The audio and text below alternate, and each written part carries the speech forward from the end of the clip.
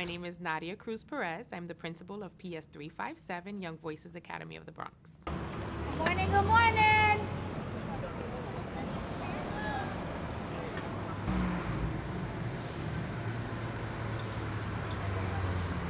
Most importantly, we want the children to feel welcome and invited in.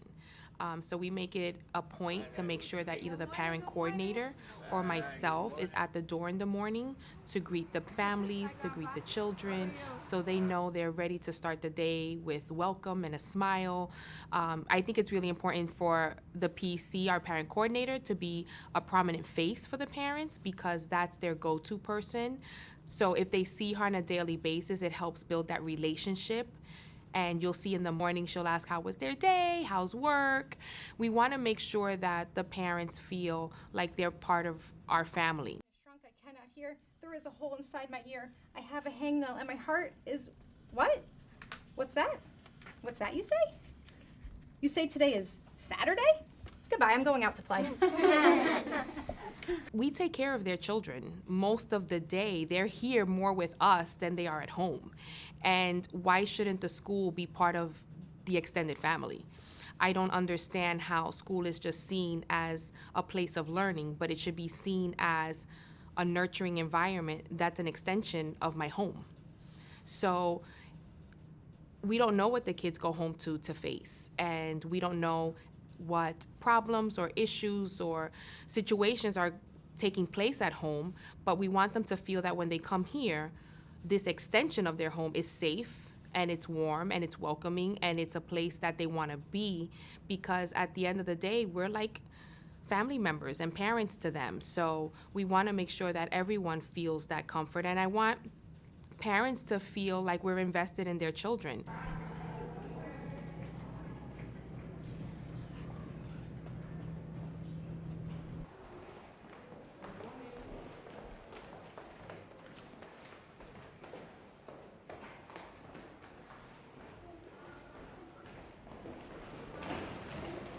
A positive behavior intervention system. So it's really about being proactive and making sure that if children are very clear what the expectations are, then you have them feel safe, they feel like they can express themselves in any day, any form, any way, and they know what's expected to happen. So just the little things, by like holding on to the railing, they know it's, you have to do this so you don't bump into the person next to you, that you don't trip. You hold on, you stay safe, you go down the stairs orderly, and they start training them from the first day of school. This is what we do. I let the teachers know I'm okay with seeing you in the hallway a couple of times a day during the first month of school. Go up and down the stairs with the kids. Let them know what the expectation is. Have children model what it looks like. Post pictures, videotape them, and let them see it in the classroom, and have them give each other feedback as to why that's unsafe if you're not holding on. What happens if you skip a step? So we take a lot of time in the beginning of the year, especially with our babies, to go over those things. And it's not just the classroom teachers. The school aides will go over that with the children. The cluster teachers will go over that with the students as well, because I feel children will feel safe when there's structure. We were starting from the ground up, and that was going to take a team. And I happened to go to Miss Chia's school, because we had been in separate schools for about 2 years, and Turnaround was there.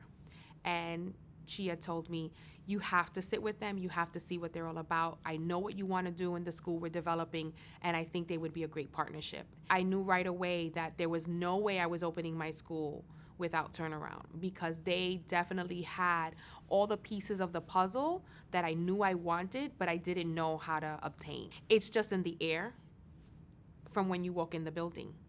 You see everyone engaged in conversation. You see everyone greeting children with a smile. You see the type of feedback that teachers are giving students and how it's based on growth mindset. You see some of the posters with the brain in the classrooms and the behavior charts that they use.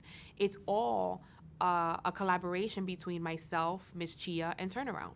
So to pinpoint one thing, it would be impossible, because we sat together during those months before we opened the school building, and I said, this is my proposal, this is what I envision my school to be.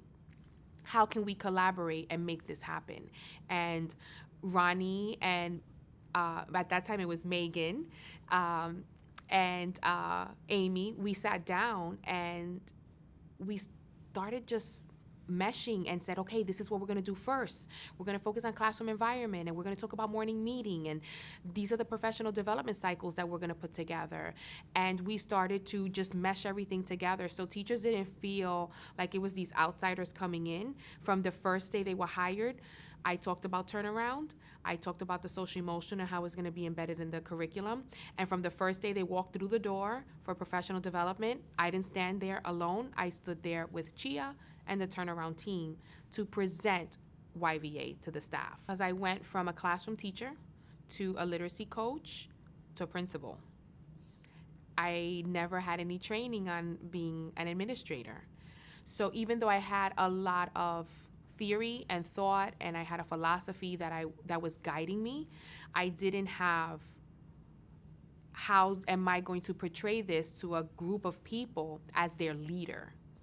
And I think that turnaround helped affirmed everything I believed in, and they helped me sharpen my skills as an administrator and as a leader of this work.